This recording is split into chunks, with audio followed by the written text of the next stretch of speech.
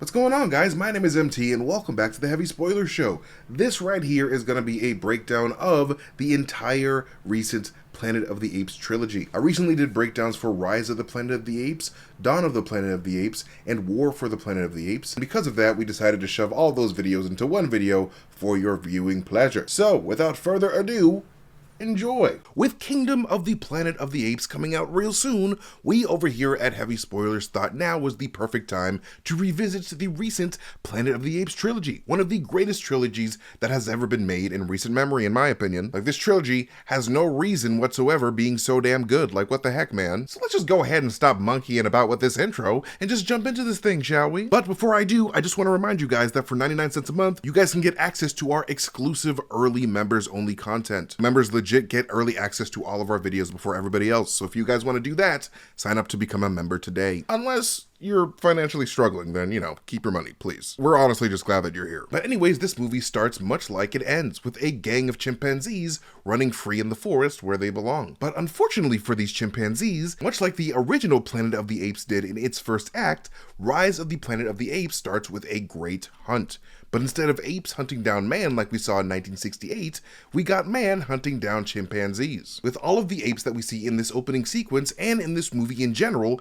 actually being totally, completely computer generated. Because in 2011, we did not have acting chimpanzees yet. I mean, we still don't have it in 2024, but we definitely didn't have it in 2011. So those monkeys had to be animated. Like, I remember watching this movie in theaters when it first came out and being completely blown the hell away by how damn realistic they made these chimps out to be. I mean, now that we are in the 2020s, like over a decade later, we have seen our fair share of animals being recreated with computer graphics in outstanding detail, with Rocket Raccoon of the Guardians of the Galaxy trilogy being the most popular example. Like, CG looks so damn good these days. So, due to the natural passage of time, the VFX in this movie can be somewhat noticeable these days. But at the time in 2011, pretty much everyone was absolutely amazed by how damn good these monkeys looked, because we had not really seen such impressive levels of detail like that before on cinematic CG models. And these VFX still hold up incredibly well today. But anyways, after we watch these asshole hunters chase down Caesar's pregnant mother and shove her into the back of their truck, the camera zooms into Caesar's mom's normal chimpanzee eye before immediately zooming out of that eye after Caesar's mother's blood was altered by the ALZ-112 medicine, giving Caesar's mom the bright eyes found within all of Gen Cis chemically altered apes. And I truly love how the story of this movie brilliantly incorporated the theme of bright eyes as a core foundation, because not only is it a reference to protagonist George Taylor being called Bright Eyes in the original 1968 Planet of the Apes film, but it also brilliantly captured the concept of evolved sentience. Having all the eyes of the apes affected by the ALZ gas turn brighter as a consequence symbolically shows the audience that the metaphorical light inside of these monkeys' brains has been turned on, allowing animals that humans thought to be dumb and unaware of the extent of their mistreatment to process the weight of their persecution and actively fight for their freedom. Like, truly brilliant screenwriting by writers Rick Jaffa and Amanda Silver. But anyways, after this time jump, we are of course introduced to James Franco's Will Rodman, the inventor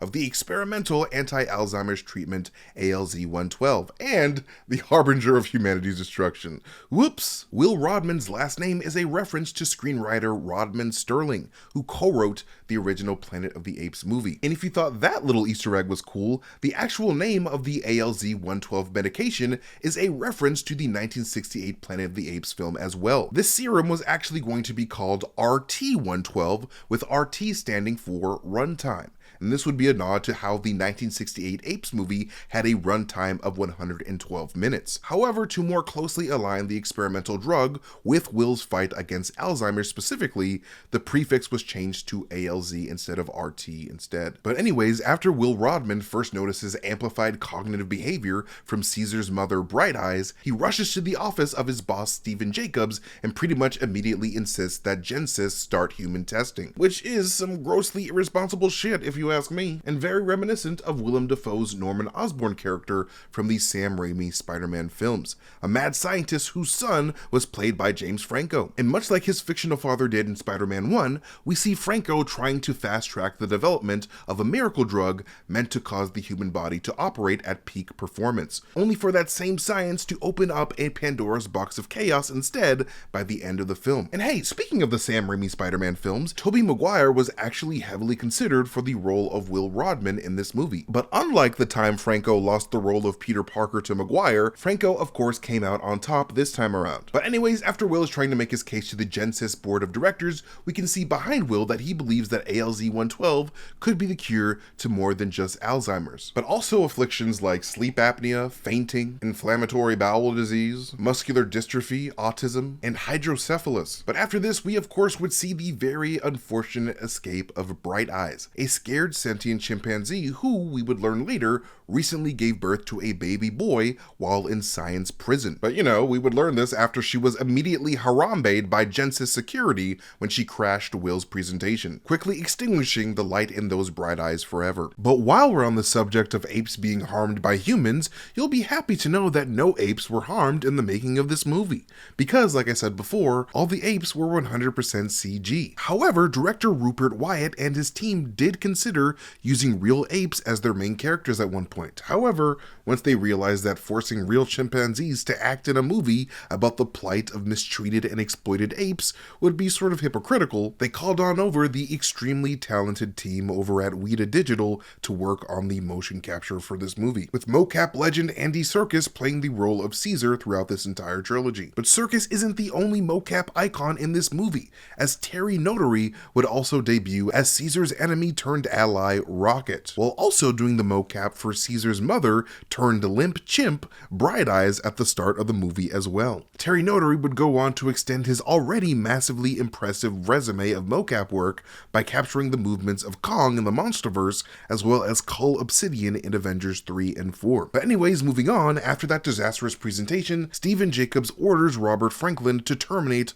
all of those contaminated apes, which Franklin reluctantly does. All of the apes except for little baby Caesar, who Will is forced to take home because of Franklin's refusal to kill a baby chimp. And fun fact, Robert Franklin's name is actually a nod to director Franklin Schaffner, the director of the 1968 Planet of the Apes movie. So having Franklin become patient zero for the society-crushing simian flu is quite fitting, as a Franklin would be instrumental in creating the future Planet of the Apes and this new universe as well. So we have two Franklins responsible for 8 planets. But anyways, when Will arrives home with Caesar for the first time, we can hear his father Charles struggling to play Claire de Lune by Claude Debussy. And when Charles picks up the baby chimp for the first time, he quotes Act 3, Scene 2 from Shakespeare's tragedy of Antony and Cleopatra, when he says, "But as for Caesar, kneel down and wonder," while lifting Caesar up like Rafiki did Simba in The Lion King, clear foreshadowing to Caesar's leadership role among the apes by the end of the movie. But anyways, later on that night, when Caesar wakes up crying,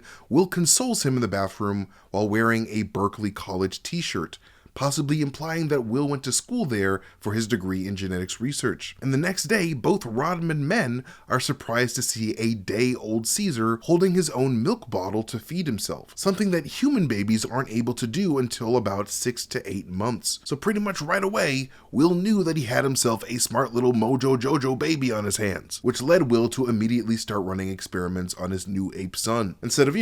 making the Powerpuff Girls like a normal human being would. After this, we get a look at a slightly grown-up Caesar as he travels to his bedroom attic space. His walls are covered in a pirate theme with pirate ships, treasure maps, and treasure chests all over the place. But the only treasure that Caesar is focused on in the following scene is the treasure of belonging to a real family, as he stares at his neighbor's family with envy every day through his circular window. But speaking of this window, I truly love the design of it because I find it to be a perfect piece of symbolism. Because if you look at it closely, you can see that the window seems to be purposely designed to look like a giant bright eye. Like it's an eyeball with a shine in the middle. And it's a bright eye that first exposes Caesar to the planet of the humans. But anyways, as Caesar's learning montage continues, we can see him drawing a picture of Will using green crayon, reading a kid's book book on prehistoric life and even becoming super proficient at chess. And we can even see Caesar studying the camera that was studying him, further showing signs of elevated sentience and curiosity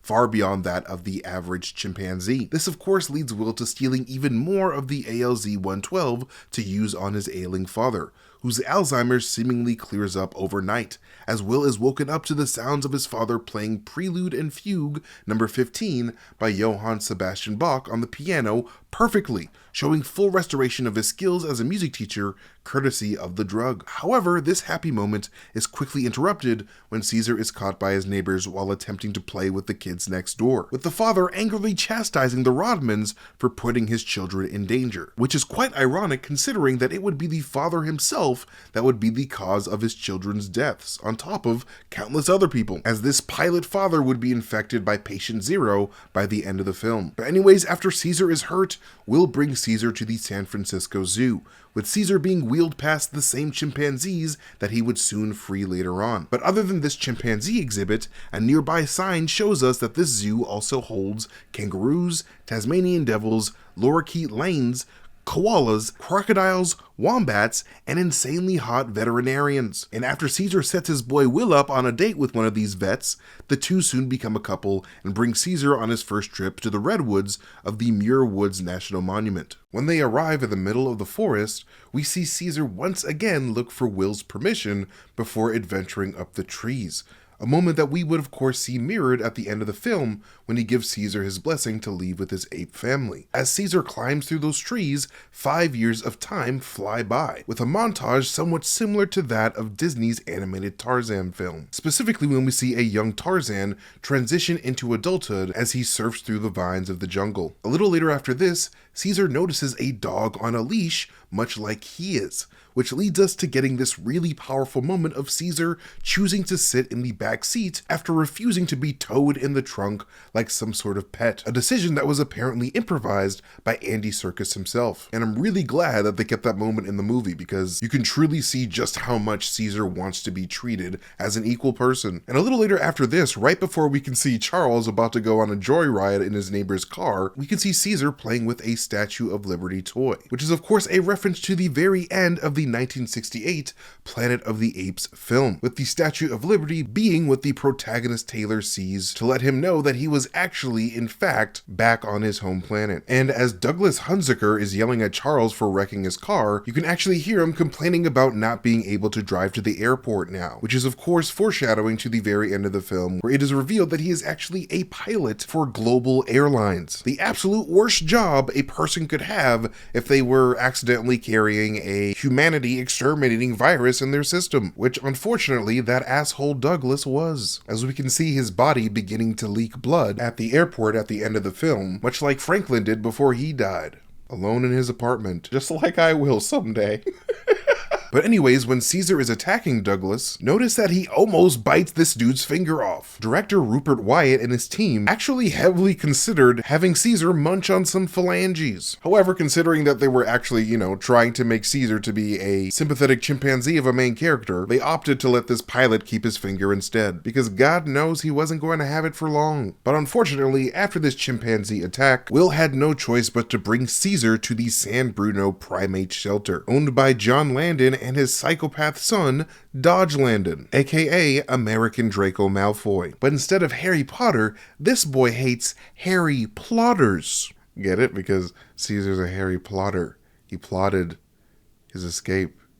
Okay. John Landon's name is of course a reference to John Landon from the original Planet of the Apes film, whereas Dodge Landon's name is actually a wombo combo of the characters John Landon and Thomas Dodge from the 1968 film. But anyways, after Caesar is brought to his shitty cage, after Will and Caroline are rushed out of the facility, Dodge Landon actually quotes the 1968 Planet of the Apes film when he yells, "It's a madhouse! It's a madhouse!" when all the apes in their cages start going crazy at Caesar's arrival. But anyways, later on, when Caesar throws Draco Malfoy's nasty-ass food slop back into his face, the psychopath that is Dodge Landon decided to break out the hose, leading Caesar to getting needlessly hosed down, much like Taylor was in the original Planet of the Apes. Seeing that his new home absolutely sucks ass, Caesar decides to draw himself a fake bedroom window on his wall, just so he can be reminded of home. But it's definitely super dope to see how this bright eye window design would end up becoming the symbol for Caesar's new family of bright-eyed apes. It's really cool to see this symbol evolve over the course of this film. Then, after Stephen Jacobs brings Franklin and Will back to Genesis to work on an updated formula, we are introduced to the bonobo monkey Koba, with Koba's presence pretty much marking the first time a bonobo monkey has appeared in the Planet of the Apes movies, as the Planet of the Apes movies have mainly featured chimpanzees, orangutans, and gorillas. Koba is actually 16 years old when we see him in the movie, and the reason why he's all scarred up in the face and blind in one eye is because of his abusive past owner, an owner who would use their knife to slash up Koba's face after Koba tried to defend himself. After Koba tried to run from his abusive owner, Koba is unfortunately caught and subjected to horrifying experiments under the eye of Stephen Jacobs, who would pass Koba along to his various laboratories until one day Koba would find himself in Genesis, working under Robert Franklin and Will Rodman. And of course, while being exposed to the new ALZ-113 gas, Koba freaks the hell out, knocking out his tube and exposing Franklin to its harmful effects, officially making Franklin patient zero for the future simian flu outbreak. And then right after this, we transition to the scene where Caesar is bullied by Terry Notary's rocket as a show of dominance. But right as this scene starts, we are introduced to the gorilla Buck, who is named after Buck Kartalian of the original Planet of the Apes films. Buck is actually the oldest gorilla in the compound at a whopping 19 years old.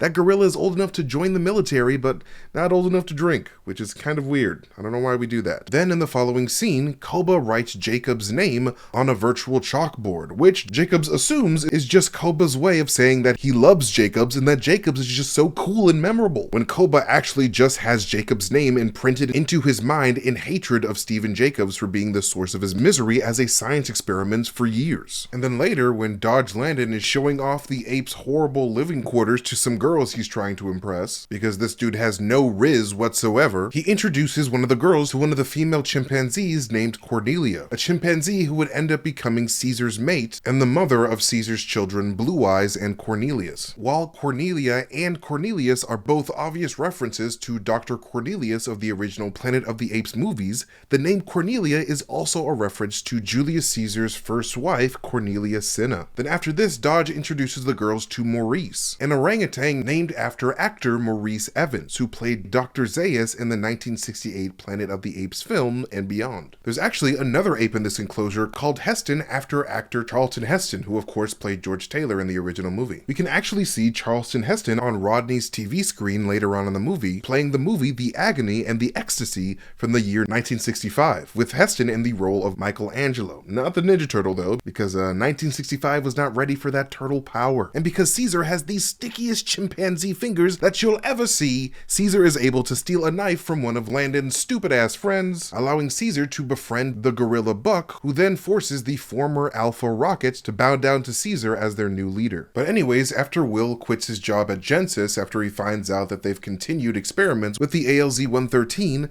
Franklin then sneezes on Will's nosy-ass neighbor, arguably the worst sneeze to ever happen in human history in that universe. Like, this is exactly why we're supposed to cover our mouths when we sneeze, Franklin, and why we mind our own damn business, random pilot guy, because now both y'all dumbasses done screwed over humanity. Nice job, you freaks. And of course, after being racked with guilt for so long, Will finally bribes John Landon in order for him to let Will take Caesar back home, an offer that Caesar immediately rejects because he now has a new home amongst the apes. After bribing those apes with some cookies and making Rocket his right-hand man, Caesar hits the pose of the famous sculpture of The Thinker by Auguste Rodin. However, while Caesar did now have an army of loyal apes under his command, while talking to Maurice about how apes together are strong, he does immediately notice how the apes under his command are still very much limited by their low levels of intelligence. So no matter how many apes Caesar had under his command, it would only be a matter of time before these apes' wild and unpredictable natures to cause cause chaos amongst the ranks, which then causes Caesar to resolve to head back home to steal more of that sweet ALZ compound from Will's fridge, so all the apes under his command can enjoy the gift of sentience and move as a much more intelligent army. Then, after Caesar inspects the new bright green eyes of his newly awoken ape brothers, we get this newscast of the Icarus launching on its initial space mission to Mars, strongly implying that this is this universe's version of the Icarus ship that carried George Taylor and his crew across the stars in the 1968 Planet of the Apes film. Seeing that Kingdom of the Planet of the Apes is introducing a new Planet of the Apes trilogy set in a post-apocalyptic world with humans as the minority, I would not be surprised to see the return of the Icarus ship sometime over the course of these new movies. Later on in this movie, we do see a newspaper article that hints at the disappearance of this Icarus ship, implying that the ship has now entered its cosmic journey through time. But speaking of missions to Mars, the band Smashing Pumpkins actually had a Mission to Mars t-shirt that they used to sell at their concerts back in the day. And the album cover for their album Zeitgeist seems very inspired by the Planet of the Apes movies, as it features a nearly drowned Statue of Liberty in a post-apocalyptic New York. And why the hell am I talking about Smashing Pumpkins in the first place? Well, it's because there's actually a Smashing Pumpkins poster on the walls of Franklin's apartment when he's found dead by his landlord. So, given those factors, it kind of makes sense that they put this poster in the movie. But anyways, after this, Dodge Landon finds Caesar out of his cage and roaming around the vault free.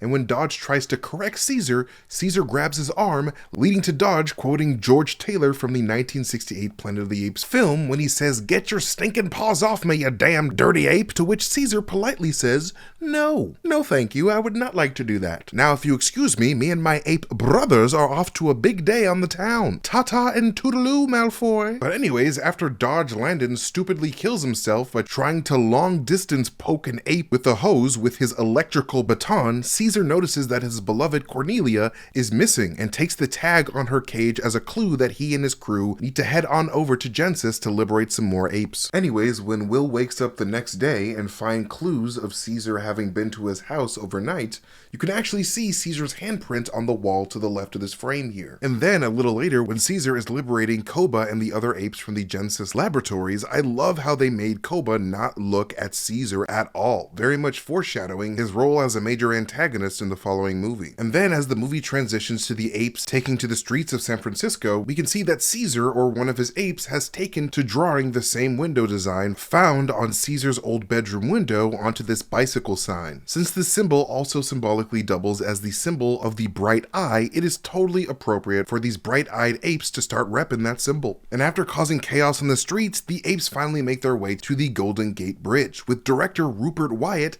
actually having a 400-foot Golden Gate Bridge set built for this sequence, setting a world record. But honestly, my favorite part of this entire fight sequence is when Caesar grabs a chain from the back of a car to throw on his oppressors right before Buck sacrifices himself in the most gangsta way possible so that his ape homies can build a new life in the Redwood Forest. May you rest in peace in Harambe heaven, Buck. I hear they have infinite bananas there. And I also thought it was a super dope decision to have Caesar reject Stephen Jacobs' outstretched hand, because Caesar was all freaking done doing the supplicating gesture for human beings, which is why he was more than happy to let Koba get his revenge on Stephen Jacobs despite Caesar's no-killing rule. Caesar had absolutely no problem with making that exception, because Stephen Jacobs was an asshole. And then finally, like I said before, the movie ends much like it begins, with Caesar and his army of apes running free through the forest after Will gives Caesar his blessing to leave. Alright, so while Rise of the Planet of the Apes was directed by Rupert Wyatt, Matt Reeves would take over directing duties for Dawn of the Planet of the Apes due to Wyatt feeling like he could not complete a sequel in the time frame that was given to him,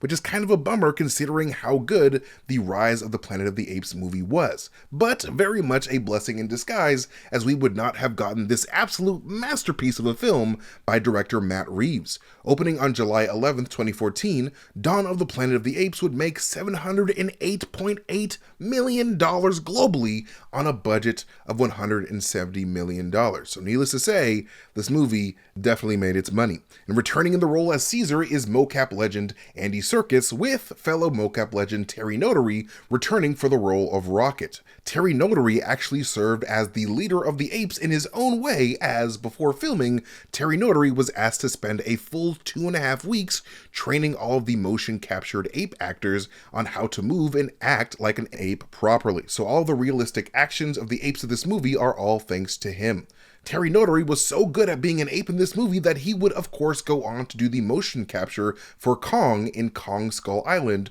3 years after this movie. Andy Serkis' motion capture company Imaginarium helped with the casting of all of the apes Terry Notary would train in his ape boot camp as well. Karen Konoval also returns from Rise of the Planet of the Apes to reprise her role as Maurice, with Konoval actually having to wear 10-pound weights on her arms in order to firmly capture Maurice's unique body language. And while the ape characters Koba and Cornelia are returning from Rise of the Planet of the Apes as well, those stunt actors were replaced by both Toby Kebbell and Judy Greer respectively. But with a new movie and a new director also usually comes a new way of filming things. And while the mocap actors were physically on set with all of the other actors in the first movie, Dawn of the Planet of the Apes would record motion capture at a completely separate facility, which was great news to Andy Serkis, who revealed that all of the mocap actors on Rise of the Planet of the Apes developed some pretty harsh body odor as a result of moving around in those tight mocap suits all day in the sun. But anyways, moving on, set in the year 2026, a full 10 years after the events of the first film,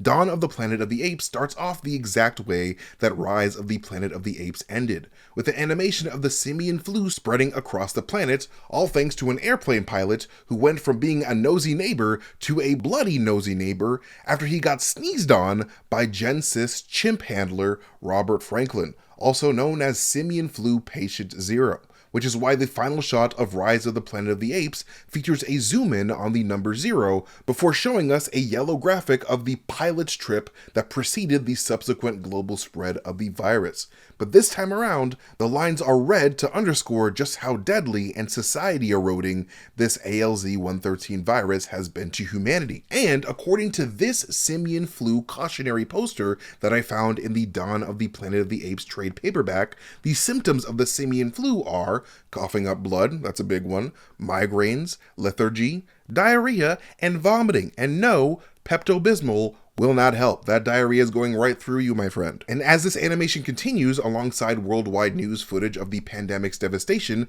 footage of the apes leaving for the redwoods during their escape at the end of Rise of the Planet of the Apes can be seen, followed by a speech from Barack Obama telling people to prepare their families and to know their evacuation routes, with that Obama footage and audio being taken from an August 2011 press briefing to prepare American citizens for the coming of Hurricane Irene. But anyways, after this intro ends, the movie begins in classic Planet of the Apes fashion, with a great hunt, much like in the original 1968 Planet of the Apes film and in Rise of the Planet of the Apes. But unlike those two films, Caesar is choosing to hunt not for the sake of cruelty, but for the sake of survival and necessity. And after Caesar's son Blue Eyes successfully subdues one of the hunted animals, I love how Blue Eyes blatantly ignores his father's command to hold his position as he goes to check out the scratch marks on a nearby tree, because this moment spoke so much to the conflict that these two characters would share throughout the course of the movie as father and son, as Blue Eyes, of course, would prove too eager to flex his strength in order to prove to his fellow apes that he had what it took to survive and potentially be a leader like his father. However, due to that very eagerness, Blue Eyes was unable to see the life lesson that his father was trying to teach him in that moment, the power of patience and wisdom. A lesson that Caesar was taught by his own father, Will Rodman, through Will's various cognitive tests that he ran on Caesar from a super young age. Caesar playing chess with his father over and over and over again taught him the value of looking before one leaps, and always looking for signs of your opponent's next move. Attributes that are vital for someone in a leadership role. But unfortunately, Blue Eyes had to learn the hard way and almost found himself becoming a picnic for a very hungry Yogi the Bear. But luckily for the both of them, Koba was nearby to give that bear the fiber it desperately craved by giving it a spear through the spine. Yum yum yum, breakfast is served. But what I love the most about this moment is how it established both Caesar and Koba's personalities right from the jump, because while Caesar was trying to use a non-violent approach to get rid of that bear through intimidation, Koba was willing to go straight for the kill,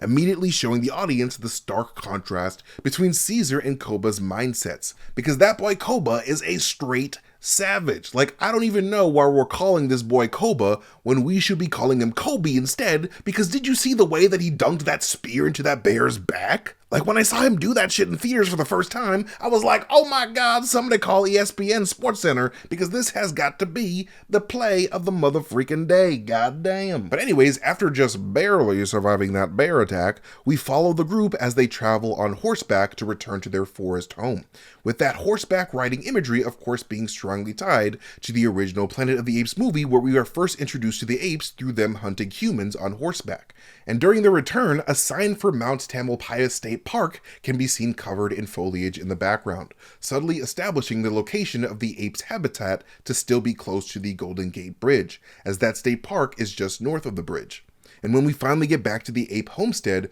we can see that the minds of these apes have developed to such a degree that they are able to create entire structures out of the resources in their environment, which is absolutely crazy considering that I couldn't pitch a tent without causing a moderate to severe forest fire by accident. It's really that bad. Camping is not my thing, so I tip my hat to all of these intelligent banana-loving ballers for real, because my ass would not survive on Man vs. Wild, let me tell you. I would be crying within the first 30 minutes. But it's clear that these apes know the value of knowledge, and we see this best when we see Maurice trying to teach their cute little chimpanzee students their ABCs and 1, 2, 3s while simultaneously instilling in them the core mantras of ape society, as we can see the words "ape no kill ape" followed by the words "apes together strong" on the wall here, with both of these commandments having been clearly crafted by their leader Caesar's compassionate ideology. Though you can still definitely see that these little baby apes are far more interested in how cool the return hunting party looks like rather than learning the fundamentals of being a civilized sentient simian, which I thought was a nice subtle way of the movie showing us a nature versus nurture struggle within the mindsets of these apes, as their naturally savage and wild nature appears to be just as strong as their interest to be nurtured by the tenets of being part of an evolving society. And to the left of those words on the wall, you can see that Maurice has drawn images of a bunch of apes bundled together to illustrate to their students about strength and unity. But speaking of baby chimpanzees, while Caesar and son were bringing home the bacon, Mama Cornelia was working on taking a fresh new bun out of her oven. After Cornelia farts out a new baby son for the Caesar clan, Caesar and Maurice reflect on how far ape kind has come over the 10 years since they last abandoned human society for the planet's natural habitats, with Maurice remarking about how it's been 2 full years since the apes have seen any signs of human society, as the outbreak of the simian flu caused humanity to destroy themselves fighting for the scraps of what remained of their crumbled world order. And I love Maurice so damn much because right away Maurice tries to tell Caesar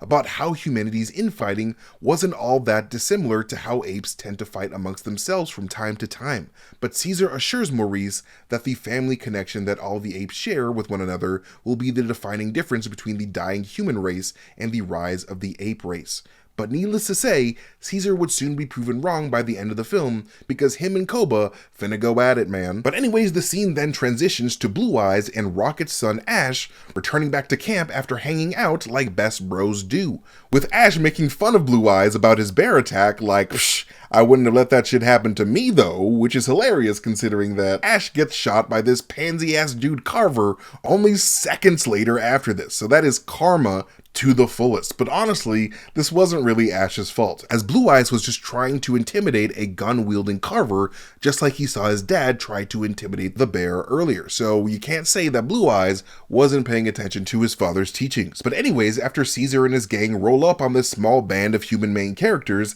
they all quickly tell them to get off their damn lawn immediately before Caesar orders Koba to go follow them. This band then leads Koba and his simian squad to head back to the Golden Gate Bridge, the bridge that all the apes had to battle their way across in order to secure their freedom 10 years ago. But anyways, as Malcolm and his team head back to their San Francisco headquarters, we can see that said headquarters is located directly across the street from the Federal Reserve Bank of San Francisco, the roof from which Koba and his recon team observed the human encampment located on Market Street. We would learn later on in the movie that the address of this headquarters is at 1 Market Street to be exact. So if yo ass had a postcard that you wanted to send to a family member in San Francisco, know, you could send it there. But chances are, no one's picking up that letter from the mailbox because,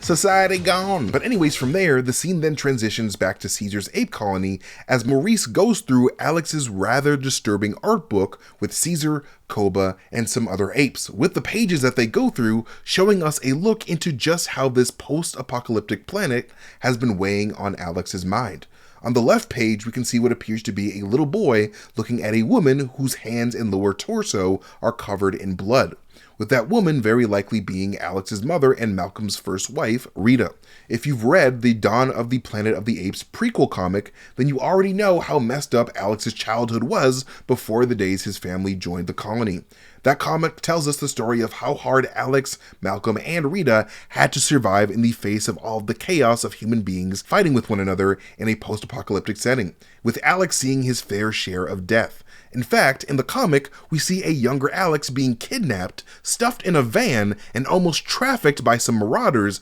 along with a bunch of other innocent people, forcing Malcolm and his infected wife Rita to go full Liam Neeson to get him back. Like Rita was straight up willing to blast absolutely anyone to get her son back, which could be why we see this woman with blood on her hands in Alex's drawing. And by the end of the comic, we would learn that those trafficking marauders were actually kidnapping people on behalf of the CDC, an organization that apparently, out of pure desperation, started hiring mercenaries to round up any human beings that they could find in order for them to be tested on in order to make a cure for the simian flu, which is super messed up, but also indicative of how humanity was beginning to treat each other like they used to treat apes, as apes used to be the ones that they used to use to test vaccines. But unfortunately for Rita, after rescuing her son, the infected and dying Rita would make the extremely hard choice to leave Malcolm and Alex behind without telling them so that she could die by herself in a field somewhere, sparing Malcolm and Alex from the sight of having to watch her die.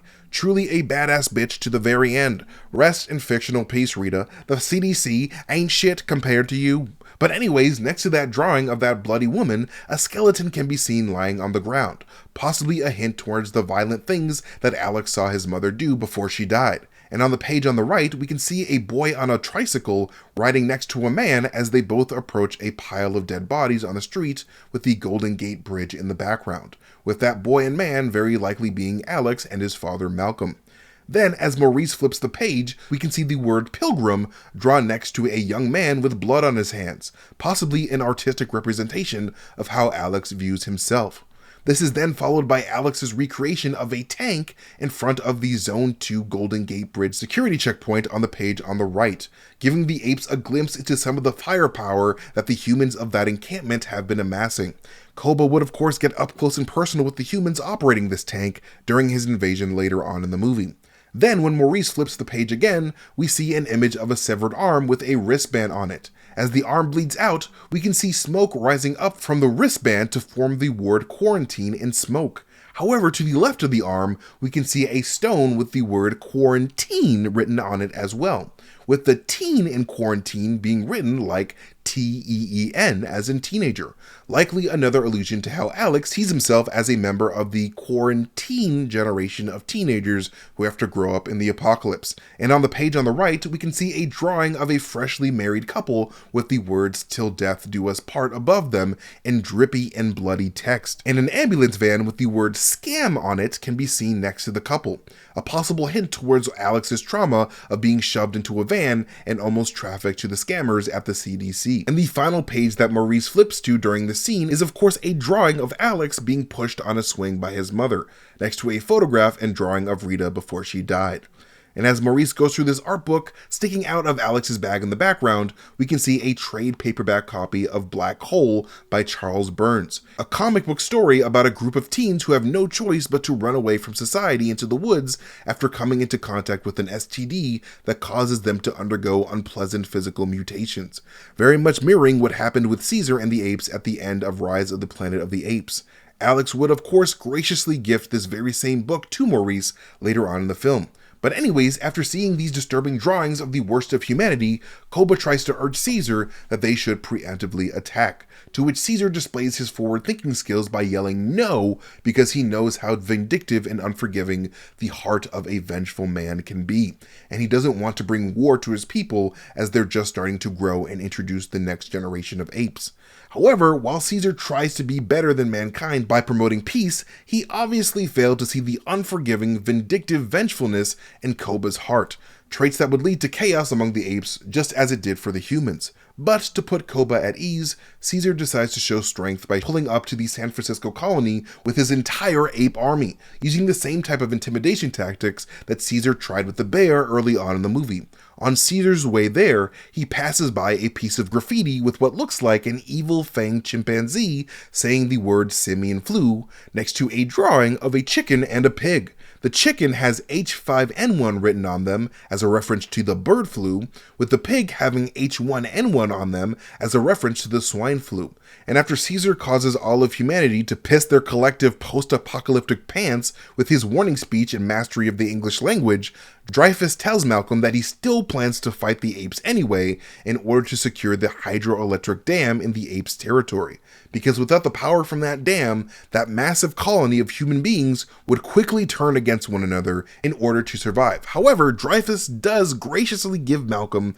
3 days to head back into ape territory to try to negotiate a more peaceful alternative with Caesar. And after this, Malcolm then decides to make the incredibly stupid but ballsy move of returning back to the apes' territory with the exact same group of people that started the ape-human friction in the first place, including Carver, the biggest dumbass in the world. So the apes are naturally pretty pissed about that, leading to Malcolm being dragged through the mud by Caesar's guerrilla guard to be brought before Caesar for judgment. As Malcolm is brought in, the rock ledge that Caesar would eventually stand on to address Malcolm has Caesar's circular symbol for home on it, the same symbol found on his old bedroom window back when he used to live in San Fran with the white man from Spider-Man. And in my breakdown of Rise of the Planet of the Apes that you can watch here, I bring up how this window symbol for home seems to be modeled with the bright eye theme in mind, as the symbol itself looks like an eyeball with a shine in the middle. And since all the apes exposed to the ALZ virus were mutated into developing bright green eyes,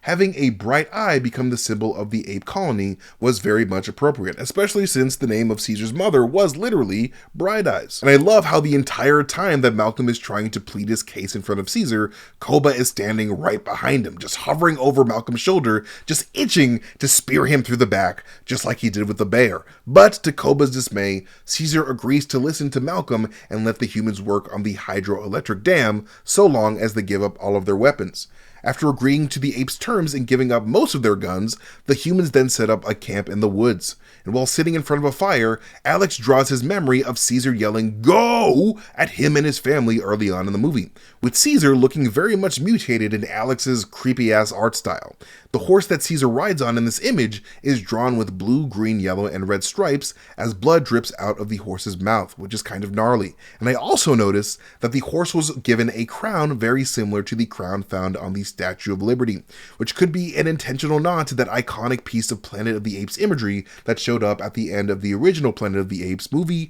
and made a small cameo as one of Caesar's toys in Rise of the Planet of the Apes. But anyways, as Malcolm's group gathers around the campfire, Carver the asshole tries to place the blame of humanity's demise on the apes. When Ellie and Malcolm reject that idea, Carver the asshole then brings up how the simian flu killed both Ellie's daughter Sarah and Malcolm's wife Rita, causing Alex to learn of Ellie's own loss for the very first time. And to learn more about Ellie's backstory, I decided to read the prequel comic, Dawn of the Planet of the Apes Contagion, where we learn that Ellie used to work with the CDC in their attempts to create a cure when her own daughter was exposed to the simian flu, with Ellie actually working very closely with the apes at the CDC facility. After Sarah's death, Ellie tried to head back to work and use her immune blood to try to come up with a cure. However, as soon as her blood was being drawn, the CDC facility was overrun by angry rioting protesters looking for blood of their own, leading to Ellie accidentally exposing her coworker to her infected blood and killing him within minutes. And as Ellie was trapped inside of a locked room with no hope of escape, it was actually one of the CDC's sentient chimps named Betty that helped Ellie escape the facility, which is why Ellie is so quick to defend the chimpanzees during this moment with Carver the douche canoe. But anyways, the scene then transitions to Caesar about to sleep with his wife and newborn son Cornelius when he notices Cornelius sounding sick, with Cornelia and Cornelius both being named after the Cornelius characters from the original Planet of the Apes movies. As Cornelia tells Caesar to focus on his work with the humans, you can hear a piano playing the theme of the movie, a theme crafted by cinema music maestro Michael Giacchino. While crafting this particular theme, Michael Giacchino purposely wanted to make it super simple and easy enough for anyone to play on a piano with one hand, which I thought was a super dope choice, as this simplicity feels like it was symbolically intended to be so easy to play that even an ape could play it, which I found to be a nod towards Caesar's human grandfather Charles Rodman, a pianist who temporarily gained his ability to play the piano again after his Alzheimer's improved following exposure to Will's ALZ-112 concoction. So this theme definitely feels heavily infused with themes of evolution and family, and I truly love that shit hardcore. Michael Giacchino can truly do no wrong in my eyes. That dude is a creative genius. But not only did his music ability make him a perfect choice to compose this movie, but both him and director Matt Reeves were both hardcore Planet of the Apes fans growing up, so getting to work on a new installment of the Planet of the Apes franchise was a straight up dream come true for the both of them. And that love definitely shines through in this movie, as it is easily my favorite of this recent trilogy. But anyways, as Caesar and his people monitor Malcolm's team's progress on the dam, Koba sends another squad to do more recon on the humans, only to discover the vast storehouse of weapons that the humans had at their disposal. And when Koba is discovered in the storehouse by McVeigh and Terry, instead of going full killer Koba mode and risking being exposed, Koba combines his past experience as a TV entertainment ape with Caesar's advice on thinking before acting to trick these two human morons into believing that he's just a stupid, fun-loving bonobo monkey. And like I touched on in my Rise of the Planet of the Apes breakdown, Koba used to be abused into doing tricks for the producer of a TV program called Monkey of the House, the same abusive producer who would end up giving Koba his permanent face scars. And after attempting to run from his abuser, Koba was then captured and forced into years of torture as a lab monkey by Polytechnic Solutions, the parent company of Genesis Laboratories, headed by Stephen Jacobs, Koba's former #1 nemesis, before Koba killed him on the Golden Gate Bridge at the end of Rise of the Planet of the Apes. But anyways, while Koba is doing recon, Malcolm and his team end up becoming trapped under some rubble following a controlled explosion gone bad. I truly love this moment because it truly shows how compassionate Caesar is, despite all of the cruelty humans like Carver are capable of, as Carver would be saved by Rocket, the father of the ape that Carver recklessly shot out of fear because he's just one big baby. A big baby who secretly snuck in one of his guns into ape territory like an idiot. And after that gun almost hurts both of Caesar's children, Caesar's own anger almost causes him to be as violent and vengeful as his friend Koba. But luckily, Malcolm is able to talk Caesar out of taking Carver's worthless life. And extra luckily for Malcolm and the humans who just lost Caesar's trust, Caesar's wife Cornelia is mega sick, which isn't exactly good news, but Ellie's background in medicine through her work at the CDC is what begins Caesar's rebuilding of trust with Malcolm and his people. And as a show of good faith, Malcolm forces Carver to park his ass far, far away from the ape territory, never to return again. And the apes would get their wish, of course, when Carver is brutally murdered by Koba's faction of apes later on in the film. But speaking of Koba, Koba then goes to confront Caesar about how Caesar loves humanity more than both of his ape families, which then triggers Caesar to commence to beat the ever-living shit out of Koba's crazy ass, but pretty much immediately stops when he realizes that his savage actions would have set a bad example in front of the other apes. And when Koba does the supplicating gesture to ask Caesar for his forgiveness, he quickly snatches his hand away from Caesar's as soon as Caesar touches it, showing that he truly did not regret his actions and that his anger has very much not subsided in the least. And to prove this, not long after, Koba shows up at the humans' weapons stash again and used those same goofy entertainment skills that he learned from being on Monkey of the House to to trick McVeigh and Terry long enough to get close to their guns and take their drunk asses off the dang planet. But later that night, after Malcolm and the group finally get the dam working, the first sign of restored power comes in the form of the lights of a nearby 76 gas station turning on, with the group hearing music for the first time in a long time as the song The Wait by the band plays from the gas station speakers. This song actually made its debut in 1968, the same year that the original Planet of the Apes film came out. But anyways, while this is happening,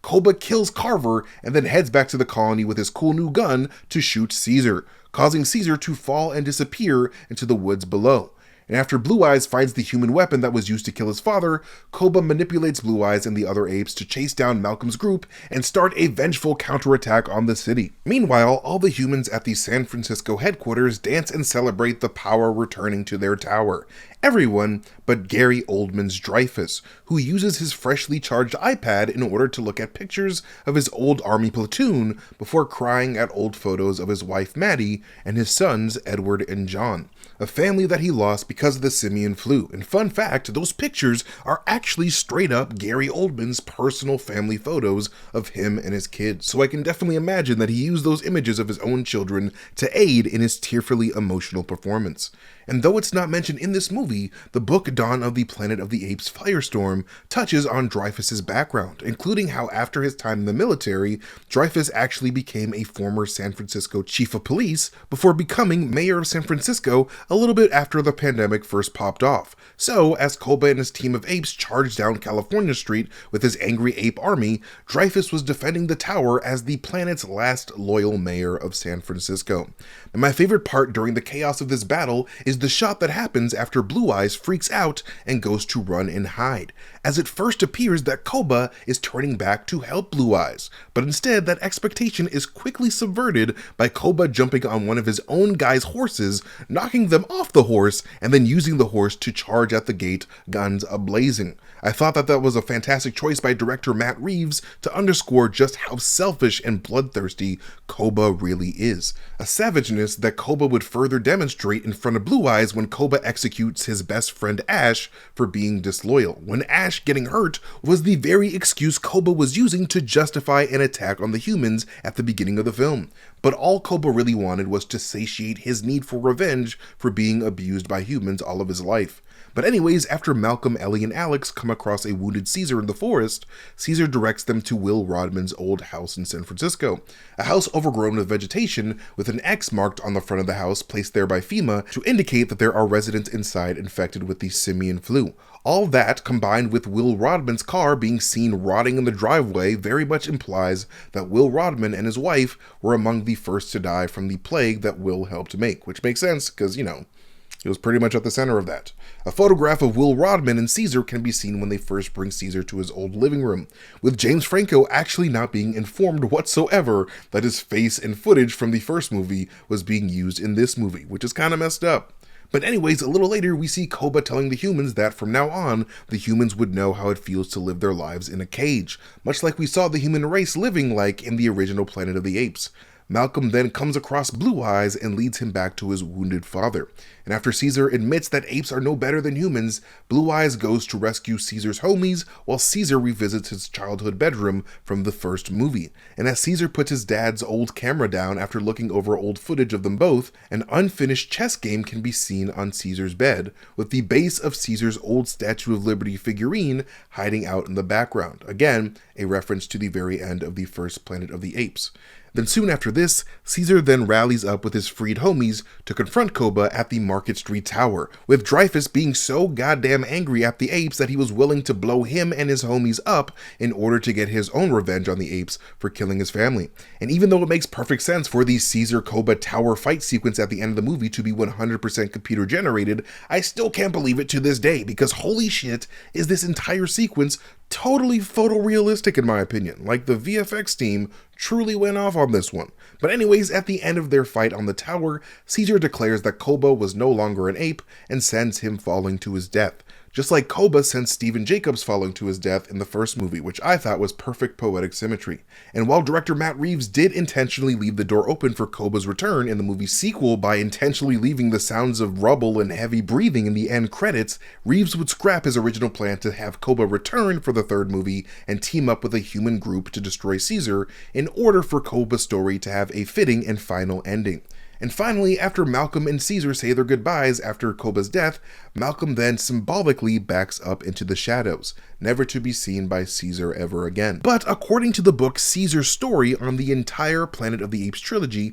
it would appear that Malcolm would be executed by Woody Harrelson's Colonel McAuliffe, the villain of War for the Planet of the Apes, for helping the apes out in this movie, which is such a freaking sad ending for such a kind and idealistic man. But hey, the Planet of the Apes don't play, man. Matt Reeves' second Planet of the Apes film, War for the Planet of the Apes, released on July 14th, 2017, and raked in a crazy $490.7 million on a budget of around $152 million. So this movie definitely made its money. And returning from Dawn of the Planet of the Apes along with Matt Reeves are Andy Serkis as Caesar, Terry Notary as Caesar's best friend Rocket, Judy Greer as Caesar's wife Cornelia, Karen Konoval as the Bornean orangutan Maurice, Caesar's wise and kind advisor, and of course, Toby Kebbell as the ghost of Koba's past. But anyways, the movie opens with a recap of the world events from this Planet of the Apes trilogy by highlighting the words Rise, Dawn, and War to, of course, point to the past Rise of the Planet of the Apes and Dawn of the Planet of the Apes movies, and this current War for the Planet of the Apes film. And after this recap, we can see that War for the Planet of the Apes has elected to keep the trilogy's tradition of starting movies off with a hunt in the forest. Because Rise of the Planet of the Apes started with humans hunting wild gorillas, Dawn of the Planet of the Apes started with apes hunting other wild animals, and now War for the Planet of the Apes starts with Alpha Omega soldiers hunting down Caesar's band of apes, with a soldier named Preacher later revealing to the apes that Caesar himself was Alpha Omega Colonel McAuliffe's grand prize. But anyways, as the Colonel's soldiers approach a group of apes just chilling in the forest, we get a reference to Nintendo's favorite banana-eaten, crocodile-beaten ape, Donkey Kong, when the squadron leader refers to the Alpha Omega apes as donkeys, and the enemy apes loyal to Caesar as Kongs. And you can see just how much these soldiers hate even working within close proximity with their ape slaves by how they basically treat them like actual donkeys,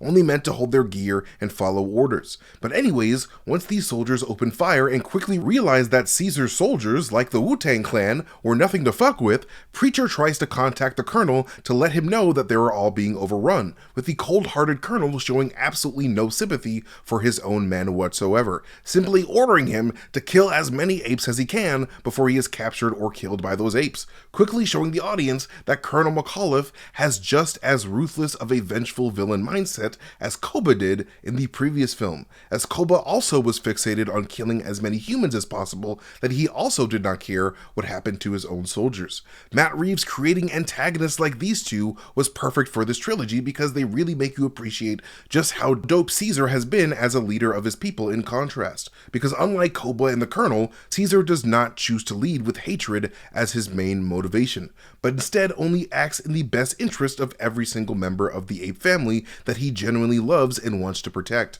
He's truly become the father that his own human father, Will Rodman, was to him, and it's so dope to see just how far Will Rodman's legacy of love has gone to affect an entire new race of sentient beings. But anyways, after Alpha Omega gets captured by the ape army, ape leader Caesar himself goes to interrogate the men, and right away you can see just how much the apes have gotten better at speaking in full English sentences. It's been really cool to see Caesar's fluency in the spoken language evolve over the course of these films, because it straight up feels like you're watching an ape evolve into a man over time. And that experience is really cool as an audience member to experience, and makes this trilogy super special and unique. But anyways, as Caesar interrogates these men, we are introduced to a new albino West Lowland gorilla by the name of Winter, marking the first time in this trilogy that we see such an ape on screen. Winter was undoubtedly inspired by the real-life albino gorilla Snowflake, who was the only known albino gorilla in the world until their death in November 2003. We are also introduced to the traitorous donkey of a gorilla named Red, one of those many apes still loyal to Koba's mutiny against Caesar's rule of all of these sentient apes in the region. And we learn that that after Caesar definitively killed Koba at the end of Dawn of the Planet of the Apes, a bunch of pro-Koba apes could not let go of their desire for a strong leader, regardless of who that leader may be. So, in their desire to seek revenge against Caesar for murdering their beloved leader, these apes felt compelled to team up with the most xenophobic, bloodthirsty cult leader of a man that they could find, just so they could work together to find and eliminate Caesar, who they thought was going to hunt them down and kill them. Red has the Greek letters Alpha and Omega branded on his temple, along with the word donkey written on his back, so everybody knows who this ape belongs to. But anyways, after the interrogation, Caesar finds pity on those soldiers and allows them to live as long as they tell their colonel to leave the apes in peace in the forest, just before that lion-ass light-skinned ape Winter runs up to Caesar in a fake panic to let him know that Red had somehow managed to escape his clutches, with it of course later being revealed that it was Winter who let Red go this entire time. And as the apes lick their wounds after this deadly altercation, you can see some of them sending off their fallen ape brothers down the river, appearing to do a little ceremony of remembrance before letting the waterfall's currents take their lifeless bodies away, which is super sad. And as Caesar looks upon the scene, he cannot help but feel an immense amount of guilt, knowing that his trusting of Koba in the previous film is what has led to all of this bloodshed now. Because if Koba's loyal apes didn't adopt Koba's deep rage against Caesar's rule of their people, all of those lifeless apes that were being sent down the river would still be around to do various monkey noises like hoo hoo hoo and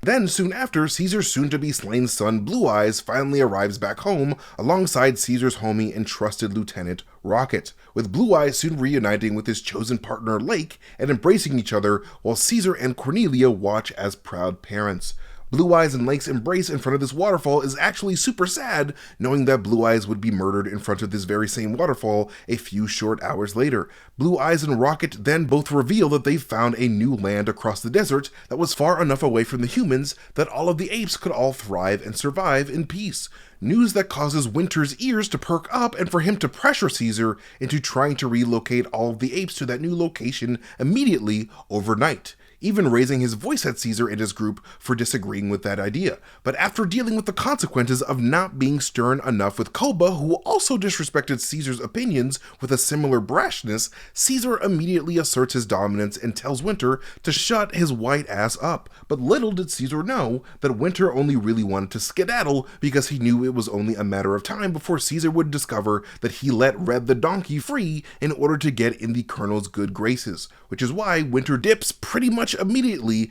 after he realizes that the colonel himself had quickly and quietly infiltrated the ape encampment and assassinated both Caesar's wife Cornelia and his son Blue Eyes, with the colonel mistaking Blue Eyes for Caesar himself. When letting his squad know that he eliminated Caesar, the colonel tells them that King Kong is dead, which is of course a reference to the classic King Kong films. But anyways, after the unbearable loss of his beloved wife and firstborn son, Caesar begins to experience a hatred towards humanity similar to that of Koba, which is represented brilliantly by the return of Koba in this movie as a mental hallucination conjured by both Caesar's growing rage at humanity and his increasing guilt over how his kind and merciful nature towards both the Alpha Omega soldiers and Winter led to the people he loved most being in danger and dying. And given these experiences, Caesar knew damn well that he was on a self-destructive journey of vengeance, which is why he leaves his last surviving son Cornelius with Blue Eyes' widow Lake and tells all of the apes to go on to the ape promised land without him,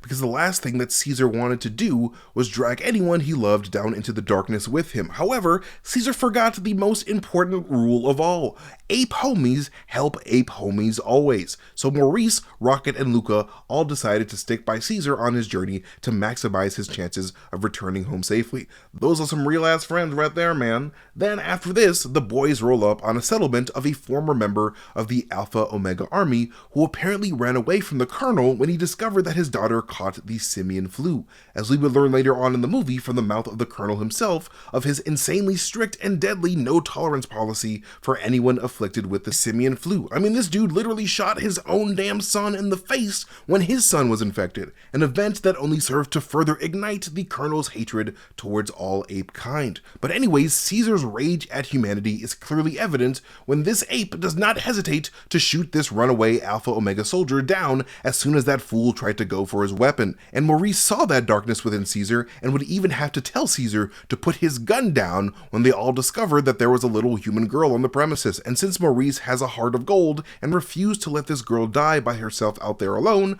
Caesar allows her to tag along, with the group riding their horses across the beach in the following scene, evoking the same ape horseback riding beach imagery from the original Planet of the Apes film. And speaking of the original 1968 Planet of the Apes movie, later on in the movie, Maurice would give this little girl the name Nova, after the main character Taylor's mute human love interest in that movie. Played by actor Charlton Heston, Taylor gives Nova her name after realizing that her, along with the rest of the human race, have devolved in intelligence and lost their ability to speak somehow. And since Taylor was an astronaut, he of course named his love interest Nova after a cosmic supernova, but in this movie, this new younger Nova is actually named after an old but shiny Chevy 2 Nova car emblem that she had in her pocket. And fun fact about that moment when Maurice uses his voice to tell Nova her name when they're in that tunnel together later on, director Matt Reeves actually used a slightly altered recording of Charlton Heston's voice from that very same scene of him naming his own love interest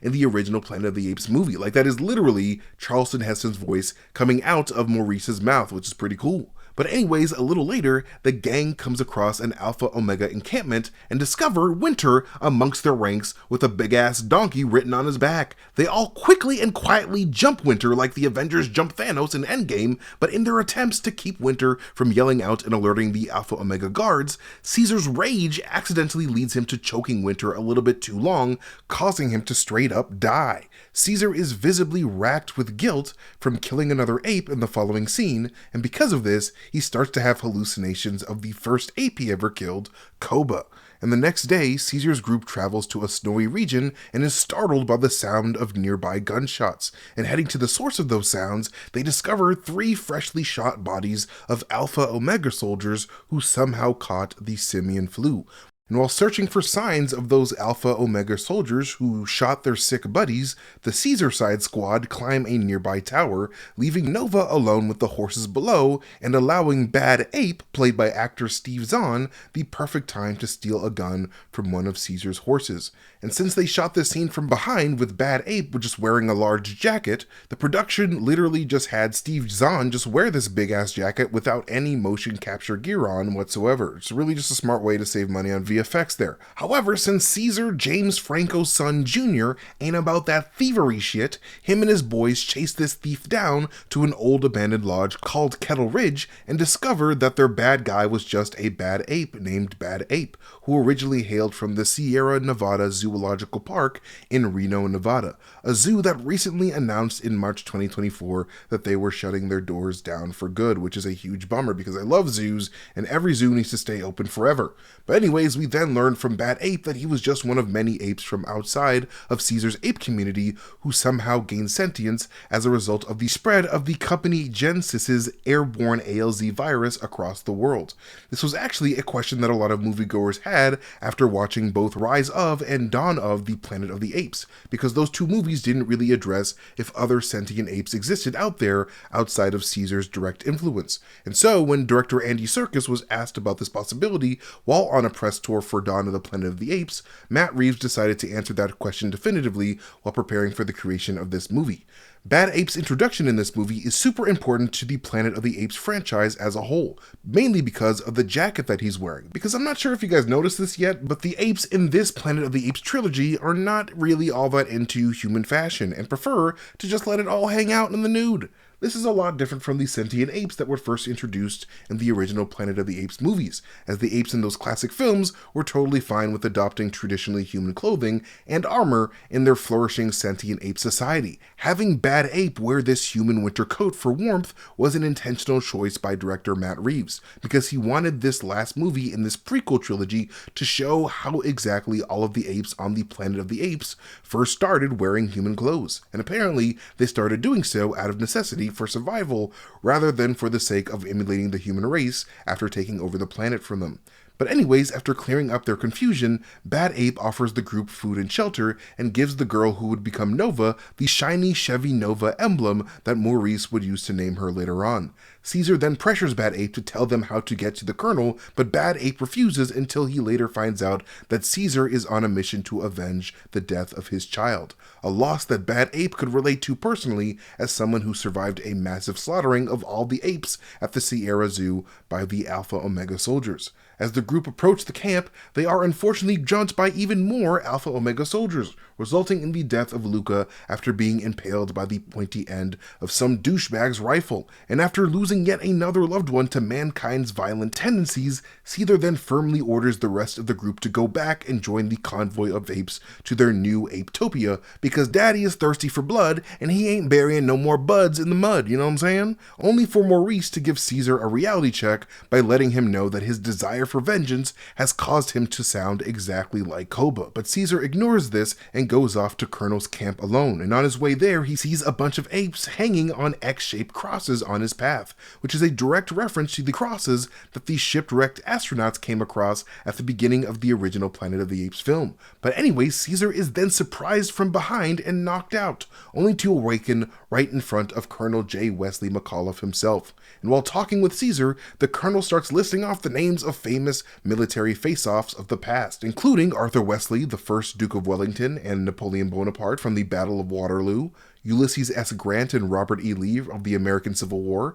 as well as Custer and Sitting Bull from the Battle of Little Bighorn. And he questions why Caesar wasn't there when he shot his family. We would learn later on that the Colonel is quite the history buff, as he would write the words history, history, history on his wall like a totally not crazy man would. And after taking a deep hard look into Caesar's eyes, he brings Caesar out to the other ape cages, where Caesar discovers that all of the apes that he sent on their pilgrimage had indeed been captured by the Colonel, most likely due to Winter blabbing all about Blue Eyes and Rocket's discovery to the Colonel. And some of those ape children in those kids-only holding cells were played by the children of some of the motion capture actors. Like, for example, Rocket actor Terry Notary actually trained some of his kids in the art of faithfully walking like a chimpanzee in order to prepare them for their roles as authentic chimp children. Then, the next day, when all the Alpha Omega soldiers assemble in front of the cages, they chant, "Blood makes grass grow, we make the blood flow, we are the beginning and the end," with that last part being a clear reference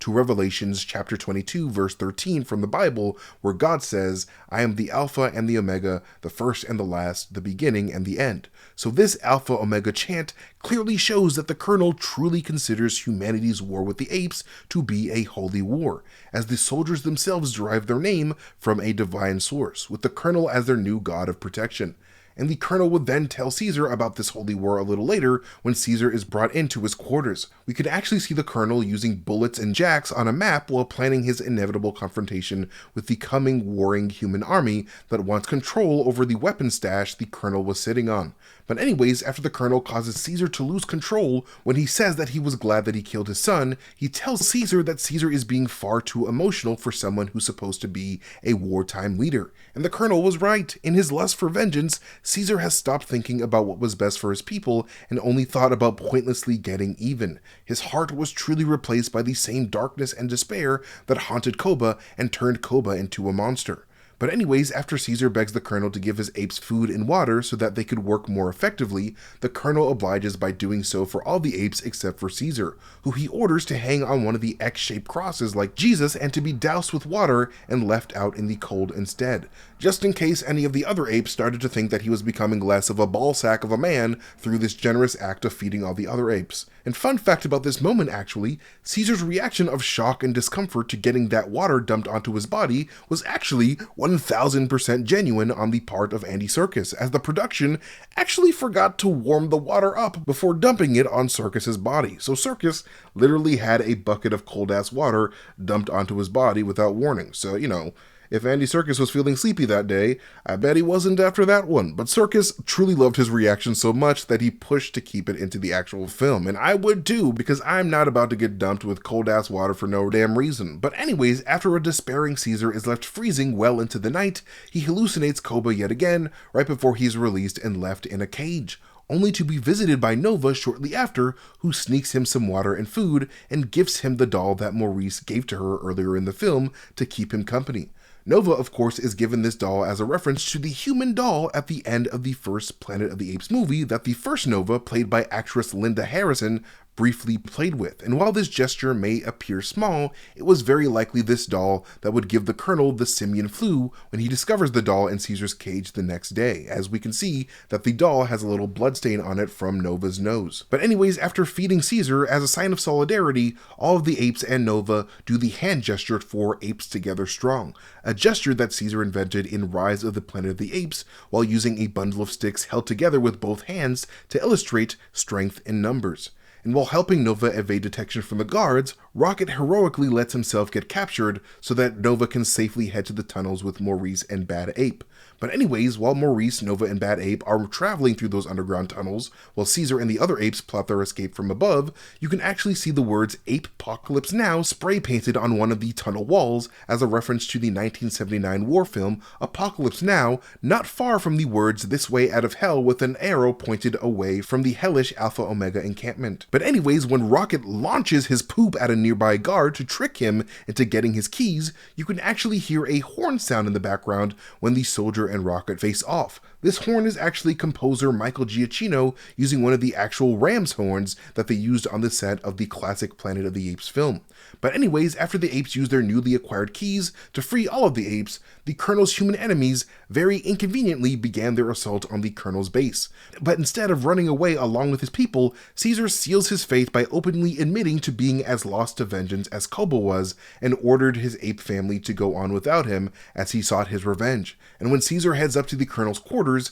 Caesar notices that the map that the Colonel was studying had some spilled whiskey on it, next to what appears to be a chimpanzee skull, a couple of bullets, and a picture of the young son the Colonel blasted in the face. And shortly after this, Caesar would get emotional once again at the sight of a mute and suffering Colonel desperately reaching for his bottle of Spice Box brand whiskey. And Caesar would ultimately reject his thirst for vengeance in the end in order for the Colonel to take his own life, proving to himself that he was still the good chimpanzee that the ghost of Koba kept telling him that he wasn't. After this, Red the donkey has a change of heart as he sees Caesar get wounded by Preacher, the same soldier that Caesar showed mercy to at the beginning of the film, and uses a grenade launcher to blow Preacher to Kingdom Come, a decision that leads to Red's immediate execution. However, this would of course give Caesar the perfect window to blow up one of the Alpha Omega's fuel reserves, causing the entire facility to blow up and the resulting avalanche to completely decimate the opposing army, leaving the apes free to journey to their promised land without fear of any asshole humans with guns chasing them down.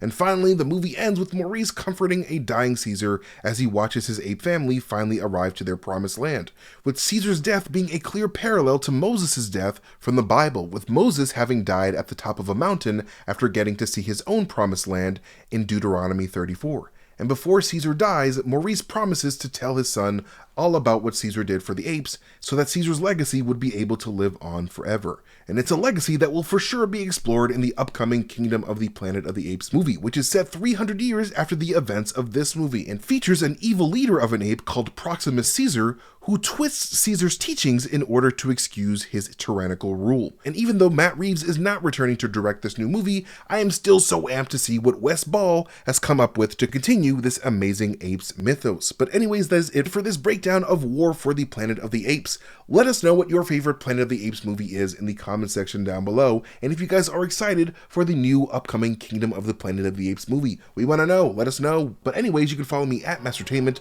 on Twitter, Instagram, YouTube, or wherever I am on the internet. But most importantly, follow Heavy Spoilers here on YouTube, and when you do, hit that notification bell so you get notifications every time you upload a video. And guys, for just 99 cents a month, you guys can become a member of this channel and get early access to all of our videos before everybody else. It is truly a really great way to support the channel if you guys feel so inclined, but it's not necessary. We're just glad that you guys spent some time with us. I love you guys so much for watching this video, and I'll see you guys next time. Bye.